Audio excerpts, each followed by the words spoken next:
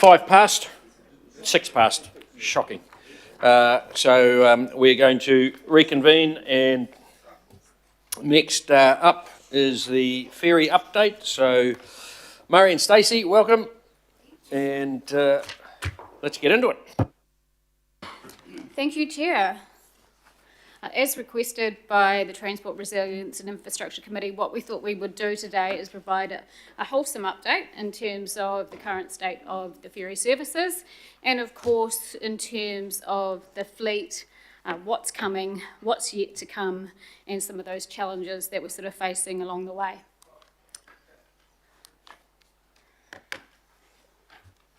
So in terms of ferry customer satisfaction, after obviously a substantial dip that we had with the ferry skipper shortage, we have now reached record in terms of satisfaction from our ferry users earlier this year, which was really good. Obviously it was a huge decline, and I don't think I've ever seen ferries dip so low before, but it's good to see that it's actually rebound has happened and that services are reliable and frequent, albeit we had quite a disruptive couple of weeks with weather events, and that has substantially impacted some of the reliability of our services. We're continuing to enhance some of those offerings for our customers in terms of, particularly with disruptions management and the communication with that. There's been a lot more in terms of overhead speaker announcements to customers if there's disruptions. Fog's a good example of that last week. We also have an AT mobile. We have a train line status. We've sort of mimicked that in terms of a ferry status as well, so that customers can see easily what the current state of their service is at a quick glance, and if there's any disruptions planned there. We have live ferry tracking on the way, so transponders are being fitted to vessels in order to be able to track them in real time via AT mobile, just like you can your bus or your train. And same with the notifications we talked about. We are monitoring those crew numbers, making sure we're not getting into the same scenario that got bad in 23 and resulted in the substantial degradation to the service that we had. In terms of our contracts and the contracting environment, the Western package, which is the 4 routes currently in market as one tender package, went out early this month. That's Bayswater, Birkenhead, Te Onawa, Northcote Point, Rakino and West Harbour. And of course we will be looking to see what we're going to do with Gulf Harbour in 26 to make sure that we have a solution going forward. So we have further planned improvements, larger capacity ferries in Hobsonville Point and Pine Harbour in response to the growing demand. And then of course we've got the low emission fleet introduction to Devonport and Half Moon Bay. We've got some ongoing commercial challenges with Fullers that we're managing and sort of working through to make sure that we keep ferry services operating as specified and keep that service available for our customers. In terms of the ferry fleet renewal, we have 4 diesel vessels refitted in operation. They were completed in 23 and 24, so that was a transfer of assets from the operator to AT before refurbishment. We have 2 fully electric 200 passengers under construction, and they're due for handover in 2025. And then we have the 2 diesel electric hybrid, the 300 passenger ferries under construction, which are due to handover, one in 25 and the other one in 2026. We have the ferry charger installation at Half Moon Bay and the commissioning underway of that asset, so that's well advanced. And we have the ferry charger installation at Downtown, and the resource consent has been granted for that. Important to note, while some of those ferries are being handed over this year, there's quite an extensive process for commissioning and operationalising of those assets, and obviously to get the credentials they need in order to be able for safe operations. Near-term renewals in terms of obviously the Western package in Pine Harbour, we're seeking reliable operator-provided fleet for that tender, so that's currently in market now. And cross-route AT boards have given our support to engage with funders. That happened a couple of weeks ago to procure at least 3 modern diesel vessels to provide network resilience while low-emission vessels continue to be introduced. That's obviously in response to reduced funding that we've had and those constraints, but also in terms of giving time to onboard these new assets and get the trust and confidence in how they work across our network. We do need to do that now. Why do we need to do that now? Is because due to the ferry program portfolio in terms of their fleet cycle, we have more aged vessels coming to the end of life, and so we need to be able to be in a position in 2028 to be able to replace those assets with a viable option that provides that resilience to the Auckland network.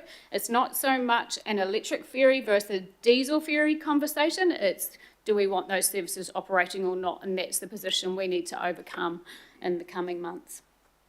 Key opportunities, playing catch up with the ageing fleet to improve that network reliability. I think we've talked here previously about what we would call interoperability across our ferry network, so making sure that we have a vessel design that can go to different sites rather than only fit one sort of wharf or infrastructure, to make sure that we have better interoperability of those assets. It's really important, and ongoing stability of the network, but also to manage growth.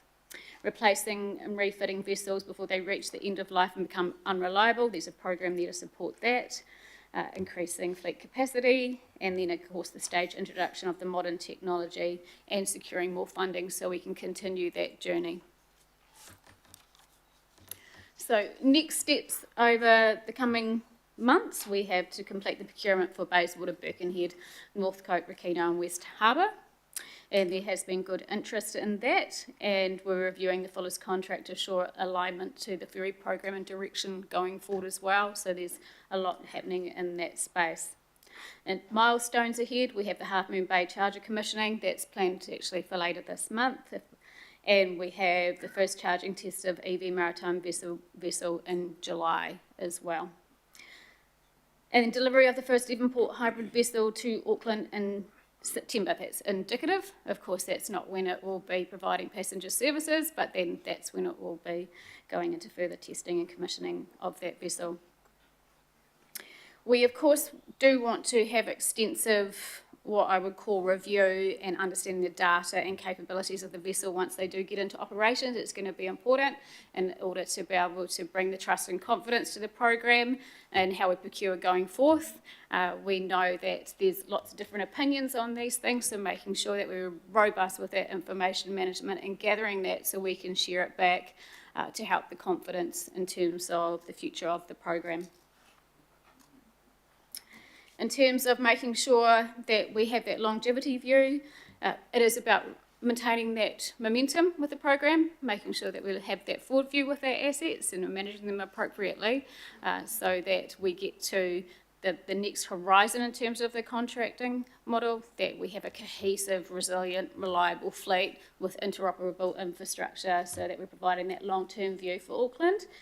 Because ferry, quite frankly, has been probably the most challenged of the modes. It's been the least invested in, and we've done a lot in bus, we've done a lot in train, and so it's ferries day, and so making sure we continue that. Being a harbour city, we want to have good, reliable, resilient ferry services for Auckland.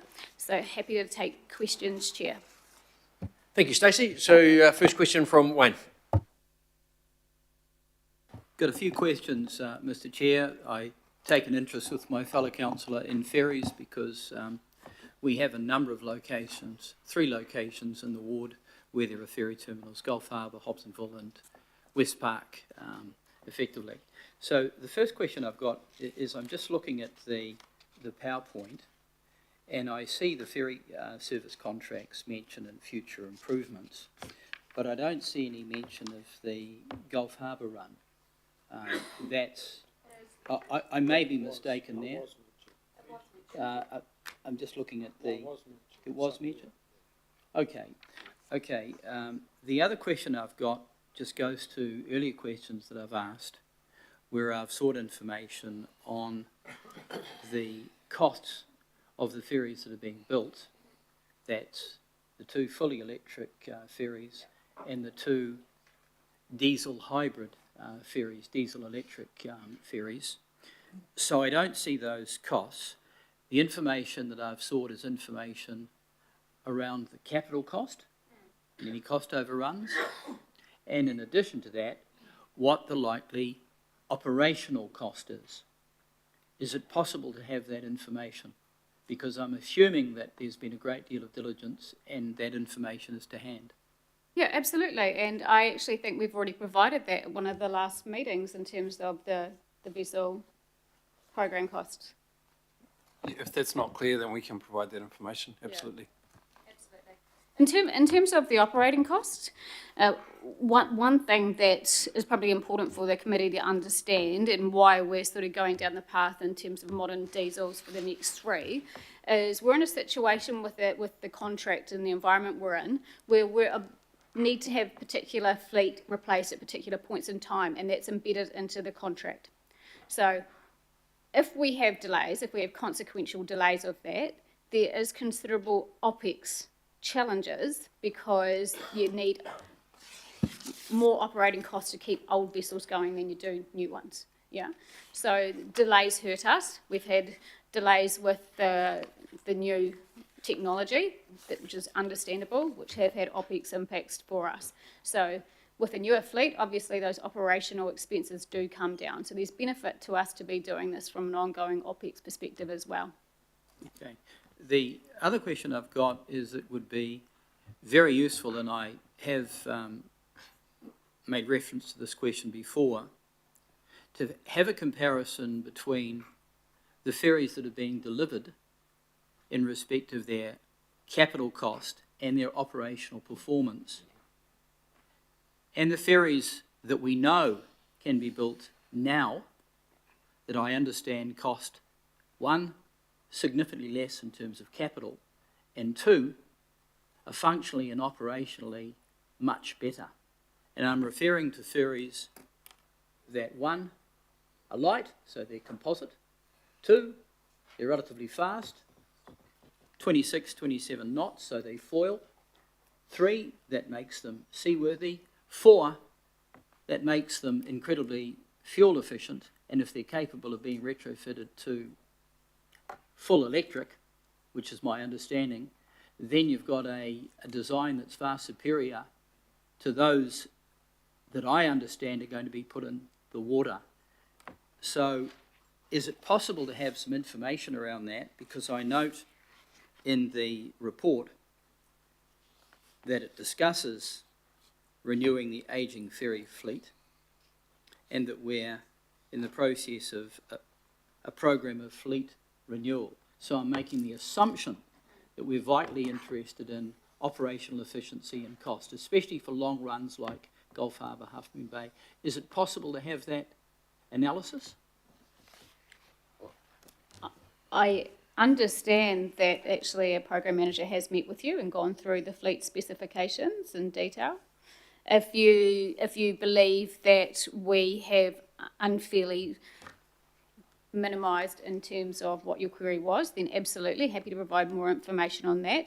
I'm well aware there's other fleet types out there, and we have had unsolicited proposals in terms of different fleet, which we are looking at and working with different operators on in terms of helping them understand specification infrastructures to make sure, go back to the point on interoperability, that we need to make sure that we have that resilient aspect built into how we deliver ferry services. So it's not one particular route, they can deliver multiple routes, so if something's down you can replace it with another one and not have the issues that we've had. Yeah, and so absolutely open to that.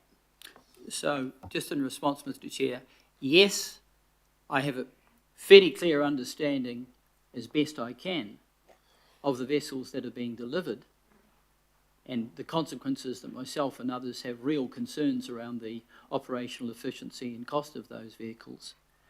The critical question I'm asking is around better technology, smarter technology, and can we have a report on that? Because if we're going to have runs that are successful, especially like the Gulf Harbour run, they need to be economical, they need to be faster than what they are now and more reliable. So can we get some form of reporting on that? Yeah, let me take that back with the team, with the program team, and we will work with you in terms of what you would like to see and in terms of the level of information. And my other question just around the costs of the vessels that are underway. Yes, Murray said he is going to provide that for you. Okay, it'd be great if that could come to a future meeting rather than just to me so that everyone's got it. Thank you. Thank you very much. Okay, Shane. Thank you, Chair. I'm just a little bit confused around timeframes here because look, the questions I'm going to ask are referring to the letter that we received from the Chair of AT. I don't know if he wants to be involved in the conversation or not, but I'll put them and we'll see how we go. So we've been told the ferries need to be kind of ready to go by 2028, if I've got that right. But in the letter it says they'll be needed by the early 2030s. So I'm just confused at the disparity. Can I confirm when we are absolutely necessary to get these things renewed? It is late 2028 to 2030 in terms of that time frame. Yeah, so the team have managed to come to an agreement with Fuller's to be able to have some fleet overlay with that, because of course they were planning to do certain things with their own vessels in light of our fleet replacement schedule, which is what you would expect in terms of end of life assets and making sure we have that resilience for growth. Just take into consideration we've got to manage growth too. That doesn't consider growth. Yeah, and to be ahead of that curve so we don't have the issues we've had, yeah, we need to make sure that we start having them in the water earlier. Yeah, thanks for that advice, because I think the reticence is we don't want to lock in further emissions, 25 years of life on a diesel, unless we absolutely have to. So the advice that I'm getting is really is confirming. So can I also confirm we aren't renewing the ferry fleet with diesels paid from CATA? And can I just confirm the funding line? Yeah, thank you. That's a great question. And no, we're not using CATA funding to be able to do that. And so also a key point that is important to understand is while they are diesel vessels, they're modern diesel vessels, so there's still a substantial benefit to us doing this from an emissions perspective. Yeah, it's quite substantial. So, I mean, it'll be a 30% reduction in NOx, 83% reduction in SOx, and then from a particulate matter perspective is a 60% reduction. Based on the aged fleet we have today, replacing them with a modern diesel, we still get a good benefit. Obviously, we want to do better than that going forth, but it still provides that benefit. The other benefit to us doing this way is making sure that we have assets that are fit for purpose for longer routes as well, from a resilience perspective. That's important. So, you know, full electric technology is not necessarily at the point where there'll be trust and confidence to manage those longer ferry routes. And so that's important that we still maintain some diesels in our fleet until a point in time where this technology does have that confidence to be able to do that. I'm just trying to phrase my sort of final question. I think that the concern that I have is that we've made a really clear vote and an expectation here around electric ferries, which an AT board decision has then made a decision that is contrary to that. So I don't know what to do with that question. I'd invite some comments to that, and I wonder if the chair does want to weigh in on that or anything. Yeah, thank you for that, councillor. I understand that too, in terms of the perceptions or the perceived us changing in terms of that. The fact remains that the GPS changed, and we've had to adjust with it. If there was more funding abundant in terms of coming forward to do this, then we could do things differently, but there's not, yeah? And okay. So we are trying to do the best with what we've got. These vessels are considerably more cost effective from a build perspective, from a CapEx perspective, so we can still plan and make sure we meet our vessel profile. Yeah. Okay, that sort of prompted one more last question, if that's okay, Chair. How do we... Sorry, oh, thank you. Sorry, yes, thanks.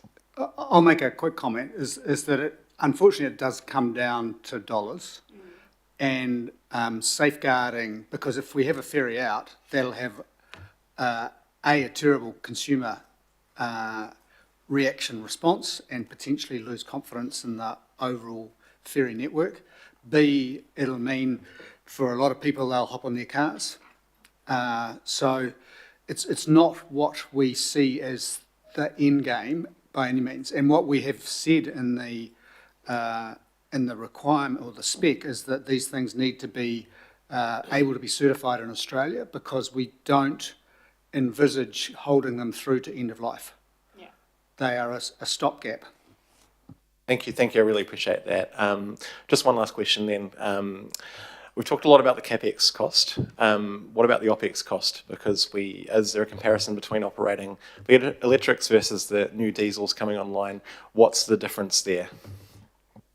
I don't have the numbers in front of me, but I mean, from an operating cost, they will be slightly more expensive, of course, but they'll be significantly cheaper than the fleet we have today, just due to the modern technology in terms of that we'll be operating on them. Thank you. Thanks, Jeff. John? Yeah, thanks for the presentation, Stacey, and I agree entirely with your observation that the ferry fleets have been the poor relations for decades, and if you look at the age of a number of them, 14 years, 29 years, 29, 29, 30, there's a list of all 31, 32, 29. They've been around for a while. I don't doubt if there's too many buses of that age that are around. And I agree with the turnaround where things are looking a lot more optimistic, and so some of the services are now running a lot more reliably, and the patronage is coming back. I know it's not something that's done overnight; it's a slow build. So concur absolutely that there's been some really promising progress there. My questions, however, just go to two aspects of your presentation. The first one is to do with the operator procurement, and there's a number out there, and I'm probably thinking of the Western package in particular. Obviously, and I wonder to what extent the track record of existing operators come in. So, for instance, through all that disruption, I know there were some operators who were near flawless, like there literally wasn't a single complaint, as we're having all that trouble. So, to what extent is that sort of on the ground, performance kind of built into your view of then how things progress forward with these packages? Well, yeah, those qualitative criteria aspects are essential, and they're built into how the process is run and how they're measured in terms of that. So absolutely, the skills and capabilities, and of course, past performance obviously is a good determinant of how it's going to go ahead. Yes. Yeah. Okay, good. So I like to hear that. The other one goes to the fleet replacement, and I'm assuming the ongoing fleet replacement is largely of the fuller stable of ferries, is it? Yeah, okay. So, my colleague alluded to it, but it seems to me, certainly after, 20, 30 years, some of that, and given New Zealand's expertise, that there's some really exciting prospects out there.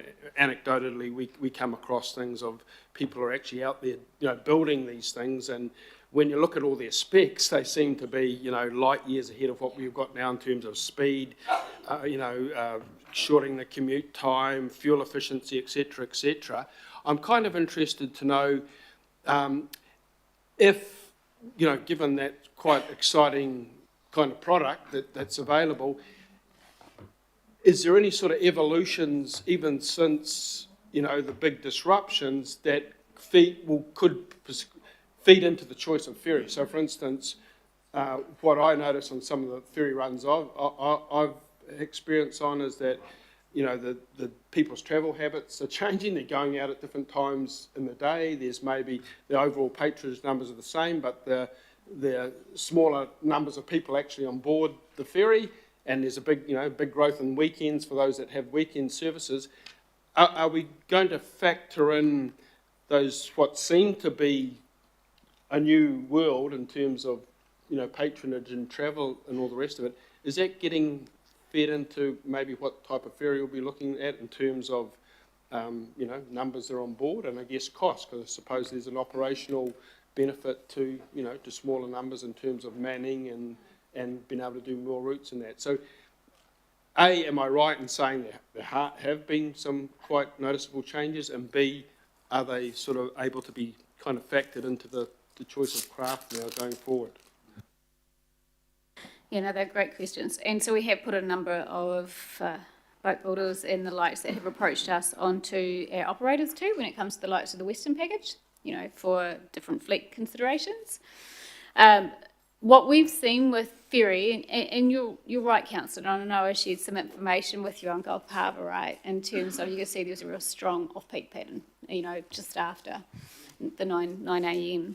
And so people are using things differently. I mean, public transport too has changed considerably on weekends. There's a lot more people using weekend services, which is great, yeah. And ferry has struggled to get back to pre-COVID, and it's not there yet. And I think that's in terms of the nature of ferry services as a point-to-point environment.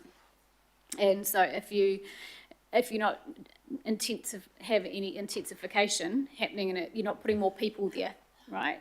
So you don't have more people travelling. And so if you've got the same amount of people, but they're travelling less because they're working from home part of the time, your overall patronage is going to stay less in terms of that. And that's one thing, obviously, we need to consider, and with frequency of services, etc. as well. So there has been some flexibility built into the recent procurement. I do have Neil here, who might want to answer some more in-depth questions on that, but making sure we do have that flexibility and actually giving the operator some ability to help with that specification is important. Yeah.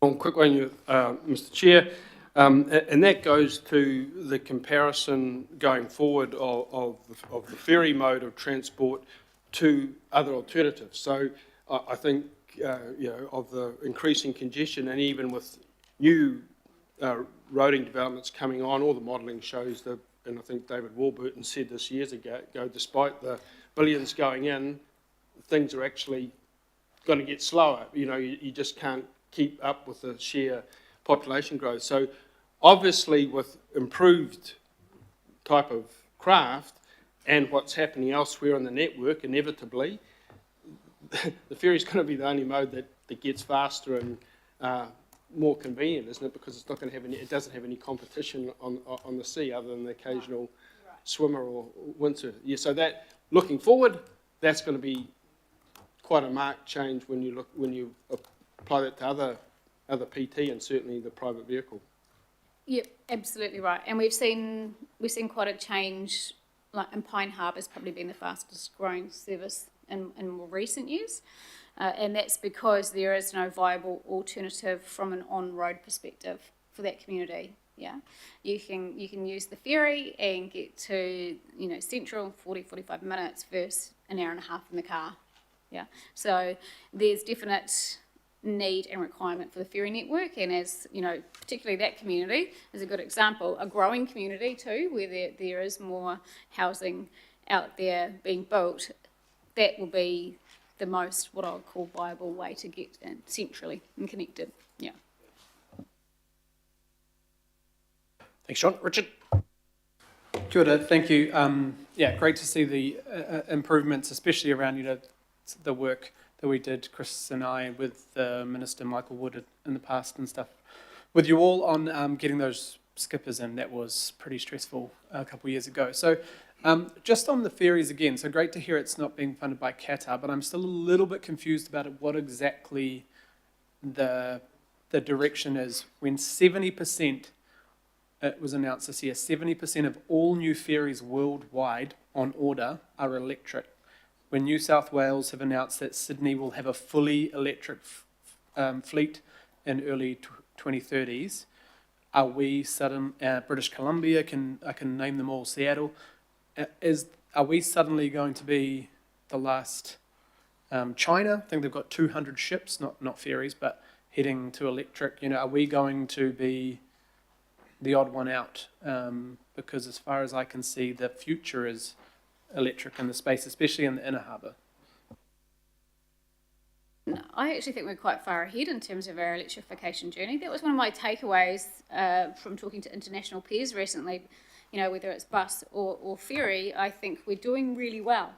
Yeah, and so I don't think we're behind. I think we're ahead in terms of many of our peers, and I think we need to build trust and confidence in the technology locally. Not everybody has overjoyed about our electric ferries. We need to be honest about that, yeah? And so I think having that time to be able to understand them, get the data, see them working and operating is going to get more wins in support for the program.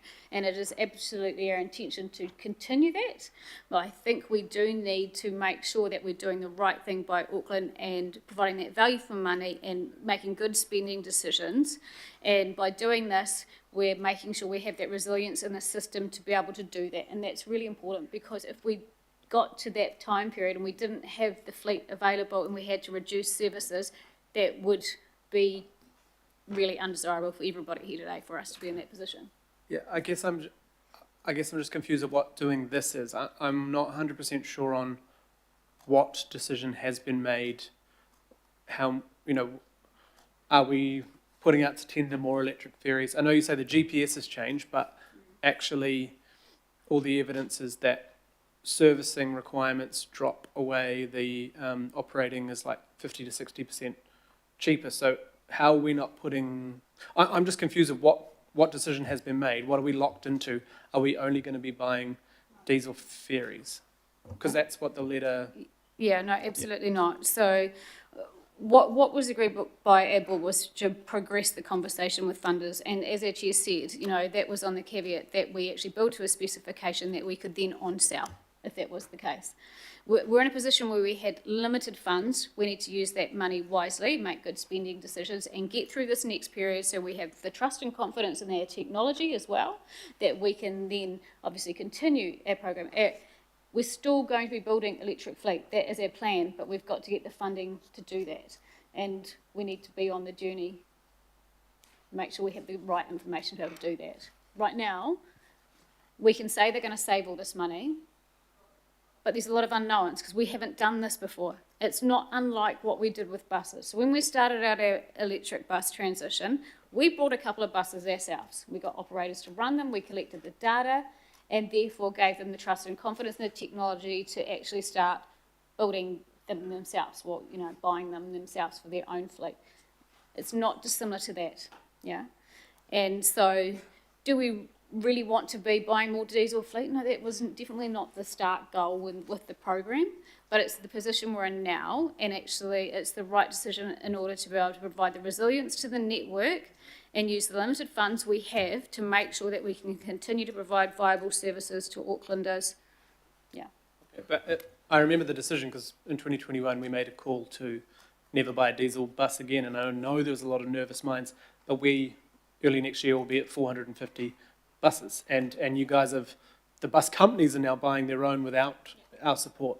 So I guess my question is, A, are we including thoughts of, someone else can buy them, but if everyone is, by the sounds of it, if you look at all the worldwide figures moving to electric, will anyone want our half-used diesel fleet? And the other is, have we factored in things like the ETS? The government want to lean harder into pricing the ETS, so we're going to have ferry fares going through the roof with oil prices and the ETS on top of...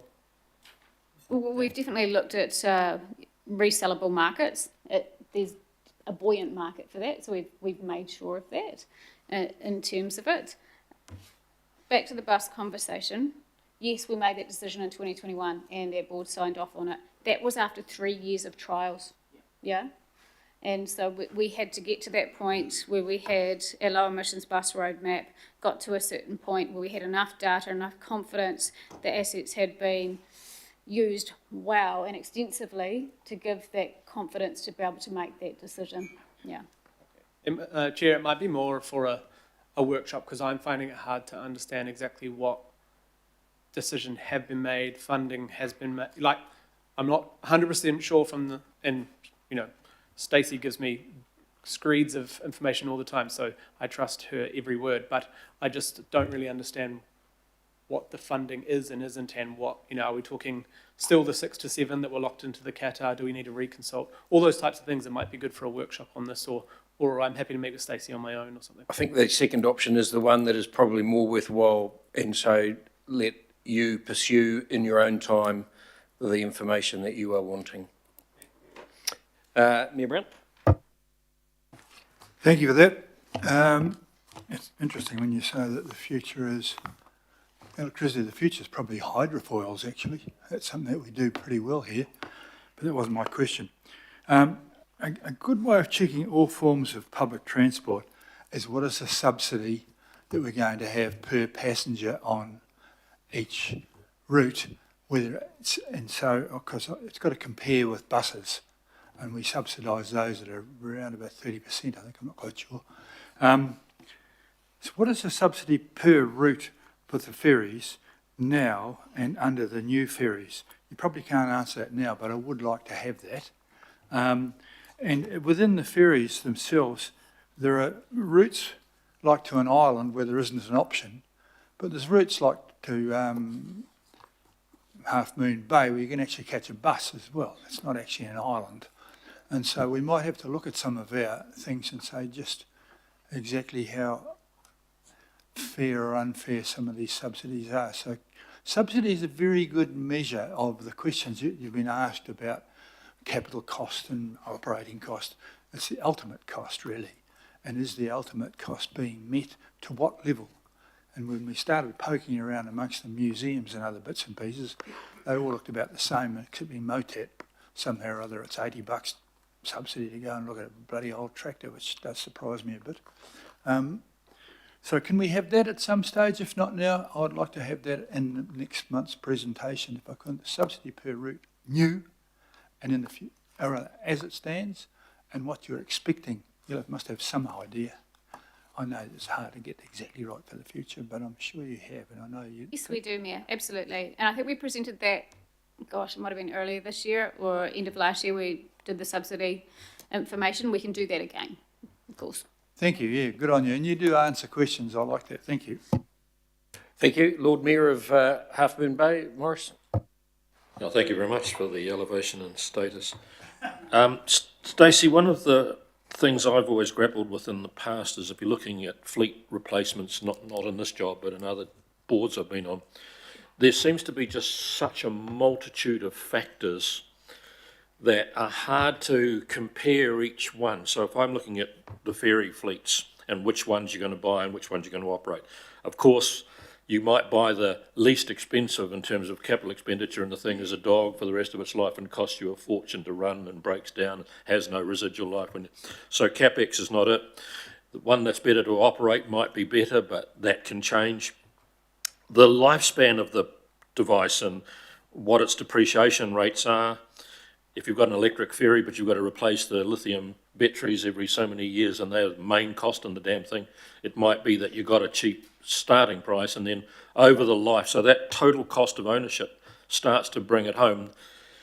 There are all sorts of other things, like the support infrastructure that you need to build, and per unit, it then changes. If you're only going to build all of that amazing shoreside stuff and have one electric ferry coming in, the cost per unit is just crippling. But if the whole lot are coming in, the per unit cost drop dramatically and is worthwhile. The next one I've got is to do with, I don't know how you quantise emissions versus dollars, because when people like Richard wants to have electric ferries, he wants it so that emissions are lower. But if you've got a really high spec, low emissions diesel, how do you say, well, this one's got less emissions, but it costs us much more?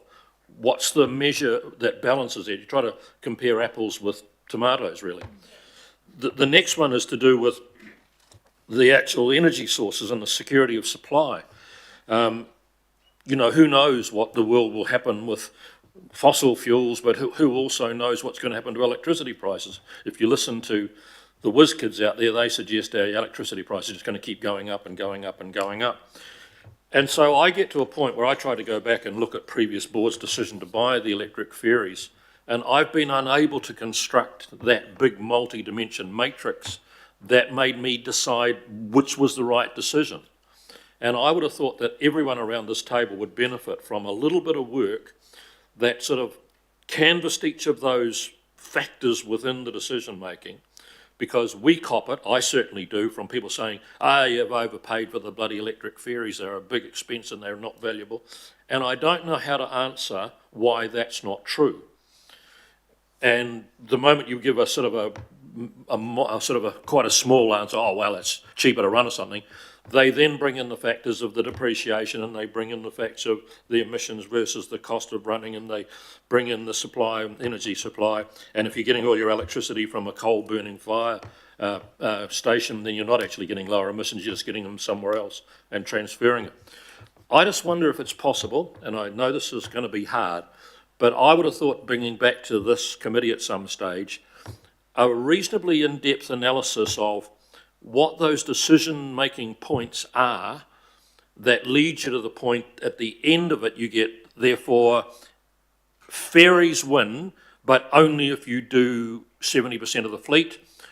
Anything less than that, the cost per unit infrastructure of supporting them and so on makes it more cheaper to go with the efficient diesel fuel. Because if I had to sit an exam on some of those questions right now, I'd get a D-, because I don't know how those all interacting levers work. And I'd like to know better about that so I could actually say to people, well, you're wrong. Yes, they are more expensive in the capital expenditure, but here, and here. And in terms of the reliability, the value that you're going to get in terms of when you're selling the damn thing, because you're talking about getting them registered for the Australian market, that's important. If you can sell them at the end of a certain period of lifetime, that comes into the total cost of ownership. So I'm not specifically asking you exactly. I'd be happy to sit down and draw out on a piece of paper what I think the components of that matrix would look like and then try to get some. Some of it may be so commercially sensitive, I don't know whether you can let that go, because people are selling you boats don't want to have what their unit costs are and so on. But I maybe I've just got a small brain, but I don't know how to answer specifically all the components that say which is the best of those options. And I think that's fair. And I mean, so from a cost basis, they over 25 years comes out the same, roughly the same, yeah, between a diesel and an electric boat. I think the thing is there's a lot of variables to that, yeah, in terms of what route you're running on, etc. Cost of diesel, cost of electricity, fluctuations over time, etc. It comes down to obviously what the broader outcome is you're seeking as well, in terms of if you want to achieve a low emissions network. You know, that's got to be... I missed one factor. I should have written it all down. One of the other factors when I've been involved in this was sort of elasticity components. If fuel goes up 5%, your costs might go 30%. But if electricity goes up 5%, your costs might only go up 2%. Yes, that's fine. And I don't know where the elasticity of the operational lies as well with regards to the... So all of those, if you then had a series of levers you could play with, you finally get to the optimal outcome and say, there it is, 75%, we go electric, we've got all the onshore stuff covered. But I think there's too many people asking me all the time. I've got people who are building boats and that saying, you've been bloody sucked in with a shocking price, you're overpaying, you're being bloody creamed by these guys. And I don't know how to argue that that's wrong, and I'm not sure there's enough of us around this table, maybe there are, that actually can sit down into that level of detail and answer it. I think it would be helpful if we got ourselves to a briefing that wasn't a little bit like this is more about where we're going and what we've got and what's coming to the end. I think a little bit more of an analytical briefing about what it's worth to do these following options, and therefore option C comes out the best at the end. Agreed. Okay, no further questions. Someone like to move? Oh, thank you, Christine. Seconder. Wayne, well done. Thank you, team. Well, you can move back. So comment, Shane. Yeah, no, thanks, Chair. And thanks to staff, really difficult questions, and thanks for your advice. My issue is that we're passing a vote here, we've already passed a vote, actually, giving really clear direction on what we want the council family to do. That's still on the books, that hasn't been defeated, it's still there. And I'm reading in the letter that we received that the AT board have already made a decision against our clear wishes. Now, we've got explanations about the cost. We've got explanations about the GPS. We've got explanations about the stopgap nature of it, right? But that doesn't change that fact. It explains some of the behaviour. It doesn't change that our clear direction has been defeated. And I don't like that. I don't know how to give a vote to that, but I don't like it. then there wouldn't be a conflict here if there was consultation first. So coming to us and saying, hey, hang on, GPS says this is not going to get funded, so actually it's going to cost way more than you thought. So do you guys want to do this, or do you want to reprioritise? That's a mature conversation that we can have as governors. That didn't happen. I think that Councillor Williamson made a fantastic point around emissions versus dollars, actually. I would love to have that conversation too. We didn't have that as part of this decision either. There was no advice given on that. I actually don't know how much even the ballpark costs are, because we weren't given that information either. It just happened, and then it was brought to us. And we've got a motion here to receive the ferry program update. Okay, how do I give a voice democratically to the residents that put me here and people that didn't, that actually want us to follow through with what we said we'd do, irrespective of the costs, because I don't even know what they are? I have no option to do that. Voting against receiving a report is a bit silly, right? So what do you do?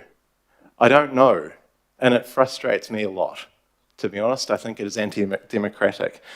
I'm not trying to ignore financial reality here. If we're being fleeced or if we can't afford it, that's a GPS issue, and we should provide that feedback back, and we do all the time, saying, government, you probably should have paid for this.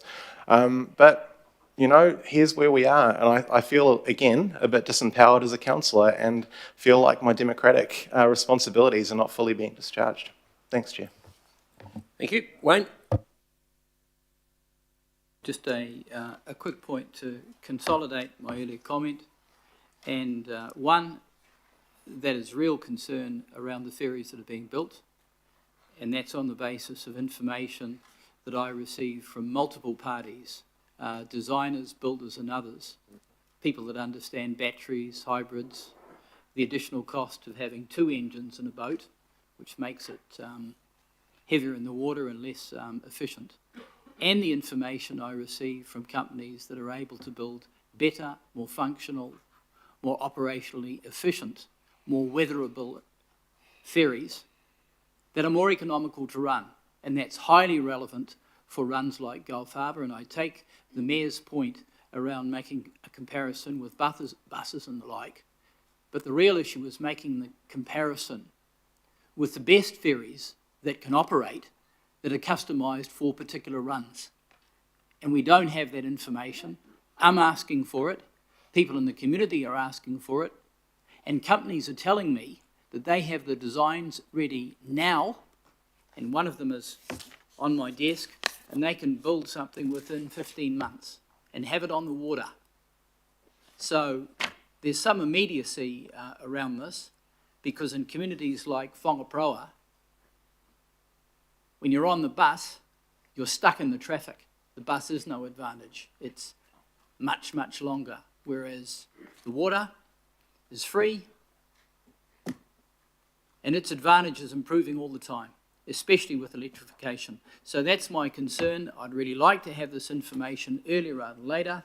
It's the same sort of information that Councillor Williamson is asking for on the AT board. And the government should have it, because a substantial sum of money for the 2 electric ferries being built came from the government. Thank you. Ken? Thank you. I was really impressed with what I heard from Auckland Transport just now. I was really impressed with the sort of suck and see kind of approach. That's the sort of approach as a tradie I have. I've been put here by people who, as far as I understand, the people put me here to reverse some of the things that were brought into by this council some time ago. But the process in this place kind of goes on forever. And Auckland Transport have been given the job to deliver for us, and we all keep screaming, deliver, deliver, deliver. I was impressed that they are trying to deliver, trying to be sensible, and trying to balance the real world problems they've got in front of us that lots of times we don't help with. So I'll be supporting this. Thank you. John? Just a couple of points. Councillor Henderson, makes a number of valid observations there, but I would say that this change in direction, if you can call it that, has been signalled by Auckland Transport on a number of occasions leading up to today. So there's been any number of meetings where the kind of practicalities of the situation have been spelled out. And I think it's important just to quantify them. I'm certainly familiar with the Ikariri down in Wellington, which has been going for, 2 years now, the only electric ferry in the Southern Hemisphere. It's a beautiful ride, and the manufacturers have been up and talked to Auckland Transport. So we do have expertise in New Zealand, and certainly in the case of that vessel, a very successful run across to today's bay. However, I think it's important to realise that the modern diesel-powered technology is a quantum improvement on the 25, 30-year-old ferries that we've got. And I think what's also useful to know about some of the manufacturers, their craft are being produced and designed with future electric power conversion taken into consideration, okay? And if you do talk to the experts in the field, there are issues, and I think our current build has probably come across a few of those, where there is really something to be said for allowing the technology to improve a bit more and the electrical componentry to come down in cost. So it's notwithstanding the fact that there are the ones up and running, it is quite a new area, and there are problems. And with the Ikariri, their change in respect of their improvements with their own trialling over this 2-3 year have been quite impressive, and they would be the first ones to tell you they'd be doing things differently if they were starting again. So personally, I don't have an issue with this kind of move for the next few craft to the modern technology, and if you look at some of the designers that are coming through, incredibly fuel efficient, certainly in respect to some of the existing heavy old technology aluminium ferries, the speeds, the passenger numbers, the foil design in terms of heavy seas are again a big improvement. So these are significantly improved vessels from what has been servicing our harbour there. And what I would just finally say, Mr. Chair, in respect of that is that, and I think Stacey referred to it, we are meant to be the city of sails.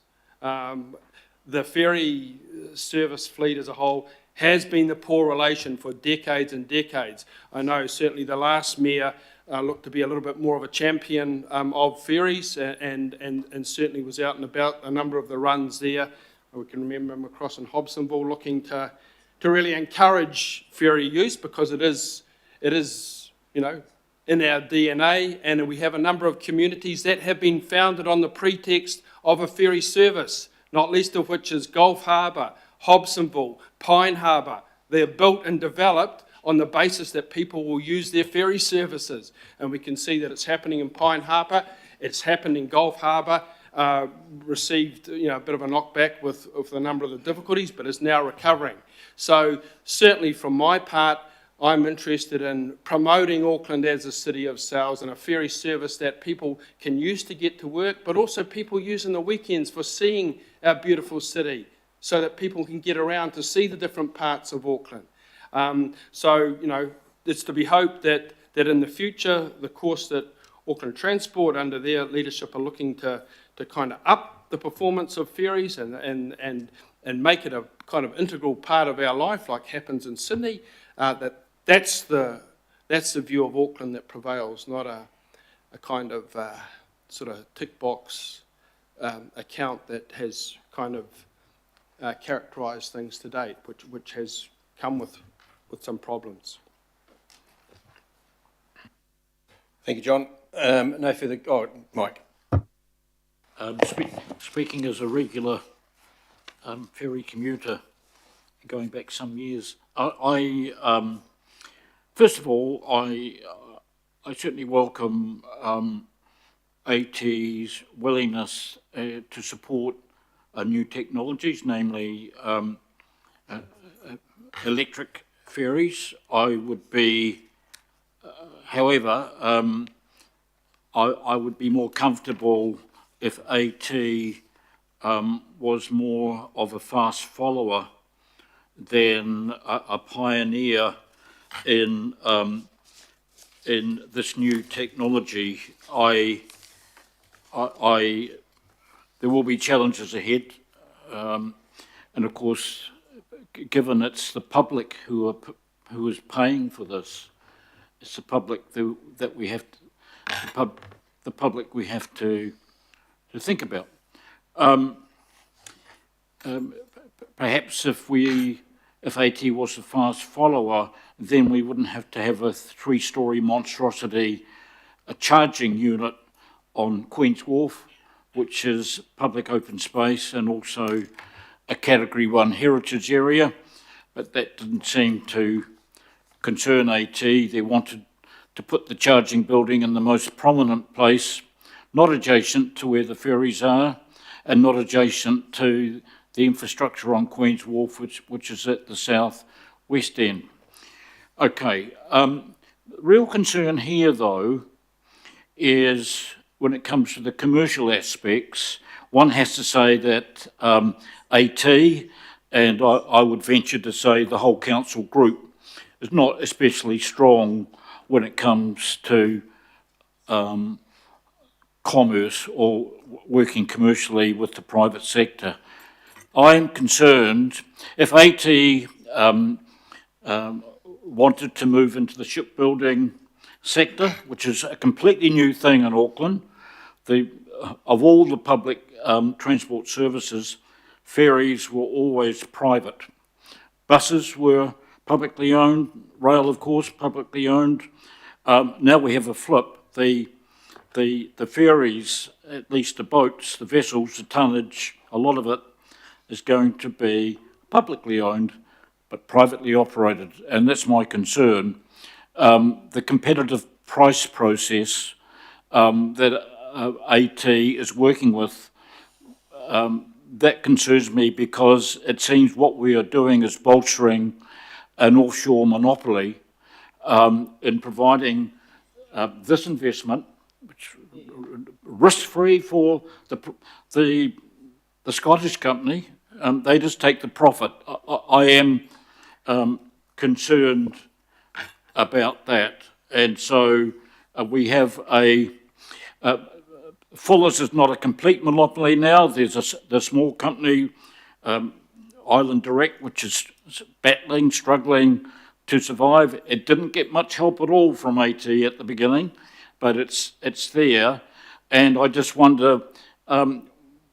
I am really concerned about the very limited approach and the non-competitive price process that AT is taking and getting the ratepayers to build this new tonnage, then hand it over to an offshore company to make a profit out of. The way our previously publicly owned bus services are working now is that costs have gone up 50%.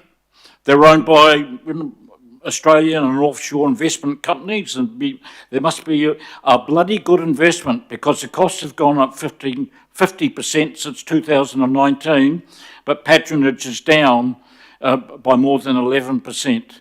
And so they are the concerns I have. It's not just the technology, experimental at this stage, but the way that AT is handing these new vessels over to an established monopoly to make a profit.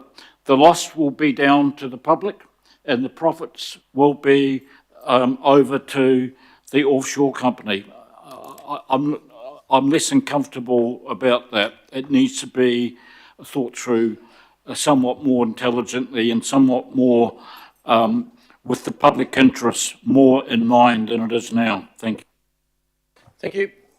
Okay, no further comments, so I'll just wrap up. Oh, yeah, so I'll just wrap up with a couple of comments from me. And so I agree with John in regards to the importance of ferries. We're two harbours. You know, I have people in my community screaming for ferries on the Manukau. It's not viable at the moment, but it is a pretty open space for us that we can move people around reasonably simply. And I think it is the cost of the service is the cost of the service. And so I am all in favour of the increased investment in ferry services, because I do see it as a that's not a wake-up call. As a way forward, so I do see that. But it also, I think, this issue shows the tightrope that Auckland Transport have to walk in this regard. And I accept the commentary, but I do not accept that if we didn't go down the road that we are going, that there wouldn't be people in this room who have been questioning why we're doing it, who would be screaming loud and hard about the fact that we haven't got ferry services servicing some parts of Auckland that have got them, and we've got a reduction in service. So I think it is indicative of the tightrope they walk. I think it is a good outcome, and it is enabling us through Auckland Transport to be able to provide a service that we're desperately wanting to get back to where it was, but has such a future in how Auckland moves about. So I thank them for the report and for the work, and I guess a bit of courage to come along here and front up on this matter to the governing body, knowing that there are some people who are, deeply and passionate about this for reasons that they are happy about, and so and we respect that about that. So it's been moved, it's been seconded. Those in favour say aye, and against, carried. Thank you. Okay, the next item is a summary of.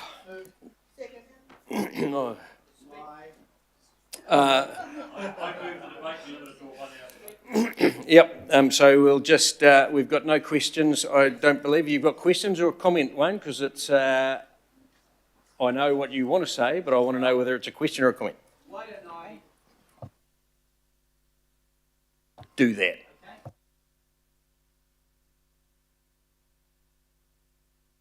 Councillors will be aware that in this item 11, attachment 4, there is a memo from Craig McElroy, who's the General Manager of Healthy Waters, about the Wairau project, and in particular the project that involves the Takapuna Golf Course. You will have all received an email in your inboxes from the Takapuna Golf Course that points out, and I won't go over it in detail, but significant issues around the information that's presented. And on the part of the golf course, this has been peer reviewed by engineers, architects, golf course designers. The engineers include stormwater engineers, geotech, civil engineers, and others. So there's quite a body of people that sit alongside the golf course that are providing information to people like me and councillors if you want to get in touch with them. So it's a real concern, and if I just highlight a few things, this mentions, for example, that the project will protect critical infrastructure such as Event Finder Stadium, the hospital, Westlake Boys and Westlake Girls. There's no evidence to support that engineers inform me about. Event Finder funding, unfortunately, will continue to flood because as much and all as the project has merit in terms of stage 1, it doesn't prevent flooding in the Wairau Valley.